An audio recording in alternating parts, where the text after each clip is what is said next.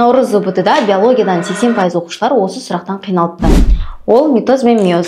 Ол үшін бізге митоз бен миоздың айырмашылығын білу қажет. Яғни митоз деп отырғанымыз дене жасушаларының бөлінуі, миоз деп отырғанымыз жыныс жасушаларының бөлінуі. Жасушалар саны бойынша бір жасушадан, яғни екі жасуша түзіледі, ол бізде митоз, ал миозда бір жасушадан 4 жаңа жасуша түзіледі. Енді хромосома саны бойынша митозда, яғни 2n болса, ал миозда ол азаяды, яғни 2n бастапқы n болып өзгеріске ұшырайды. Жасуша түрлері бойынша митоз бен тек қана дене жасушалар, яғни бұлшық ет, тер, сүйек болатын болса, ал миозда ол жерде тек жыныс жасушалар, яғни сперматозоид және жұмыртқа жасушалары бөліне алады. Маңызына келетін болсақ, митозда жарақаттың жазылуы, қайта қалпына келу жүретін болса, ал миозда тұқым қуалайтын өзгергіштік, яғни эволюцияға ықпал етеді. Наурыз ЗУБТ-дан келген нұсқалар жинағын алғым келсе, төменге миоз сөзін жаз.